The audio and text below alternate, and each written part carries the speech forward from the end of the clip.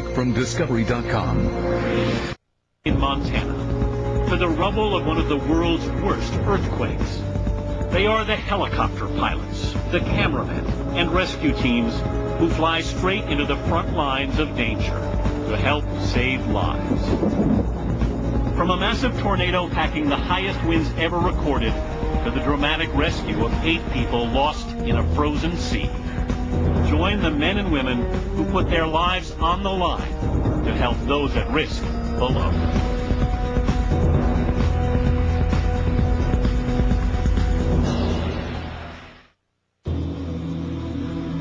Earthquakes, tornadoes, landslides. When these intense forces strike, lives hang in the balance. For those caught within nature's fury, people like Doug Kopp can mean the difference between life or death.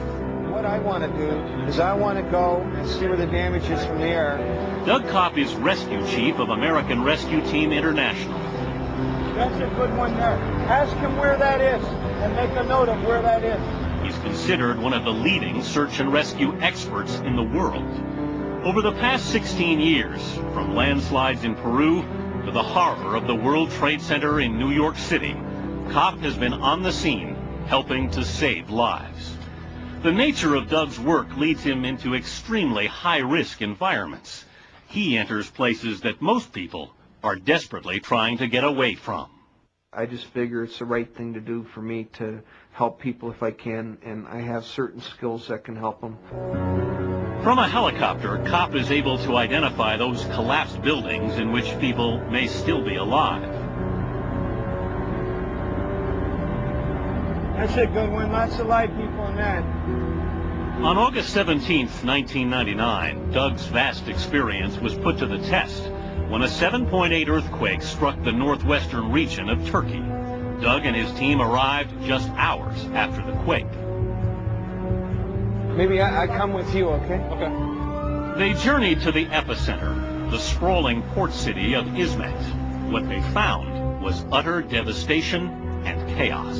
One of the big problems with Izmit is that it was spread over such long distance. We're talking 40, 60 miles. There is no way other than using a helicopter to be able to know where to concentrate our rescue work. Doug quickly had to evaluate which buildings needed to be searched first. Knowing where to go and how to get there was crucial. That one right over there. So the helicopter took me up.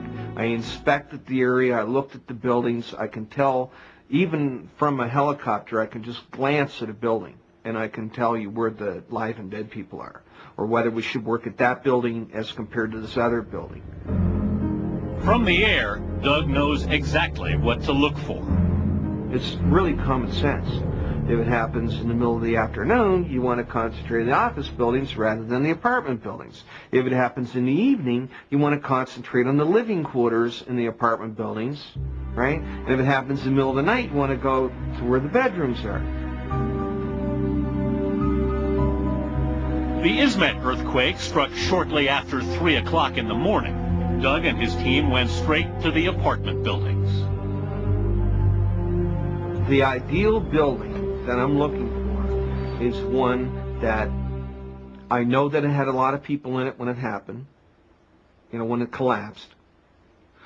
I know that the voids are such that there's many survivable voids inside. There are a lot of big voids in here, okay?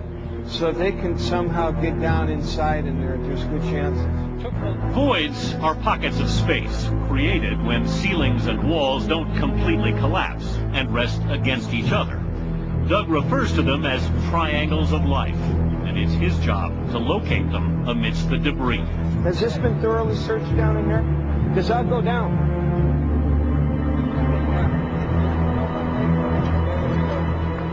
In these buildings in Izmit, Doug found one which would be the most challenging and emotional rescue attempt of his career. We knew somebody was alive inside, but we didn't know where. There was this huge, big mass of just concrete pieces and slabs dangling and going in all different directions. While Doug was racing against the clock to find survivors, he was also facing another enemy. The bulldozers and backhoes tearing apart the rubble in order to retrieve the bodies of victims. Well, in the Islamic religion, part of the religion is you need to bury the body immediately. So we were fighting against the bulldozers the whole time, getting ahead of them to be able to rescue people. As the rescue efforts intensified, a backhoe operator was about to make a startling discovery. He ripped the part of the slab off, and he sees a cushion from a bed, and then he sees some things indicating that it might be a person. Then he sees her little head. So at that point in time, we're alerted. The live person? There? Okay. Let's go. Here. The little head was that of 11-year-old Tugba Altoon, who lay helplessly pinned beneath 7 stories of collapsed concrete.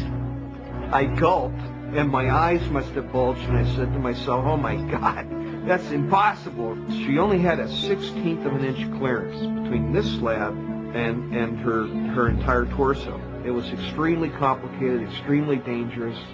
As he inspected the damaged area, Doug realized that there was very little keeping the tons of debris above from collapsing.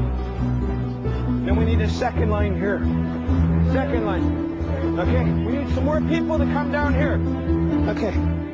His team shored up the heavy slabs using concrete blocks and wooden stakes. And then, once we put that block in there, then this will all be stable. And this concrete here doesn't matter at all. It's strong. They knew they had to erect a barrier around Tugba before it was too late. She was so brave. She puts her little hand in mine, and I held her hand, and I told her that everything was going to be okay. And in her little voice, she said, okay. Okay? Okay. Tugba's bravery made Doug even more determined to pull her out of the rubble alive. If I couldn't save her, then I wanted to die with her. Because I just seen too many dead kids. And just seen too many dead kids. After 2 nerve-wracking hours, making sure that their calibrated preparations to free her had been correct, Doug and his team were ready to attempt to pull Tugba out. Straight back, this way. Yes, yes.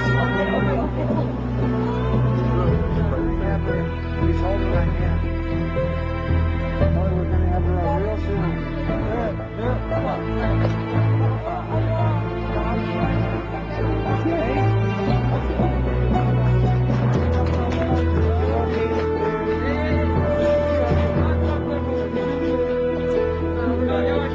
In every way that it could be possible to enjoy or derive satisfaction from rescuing someone, it was fulfilled in a great and powerful way by saving this little girl.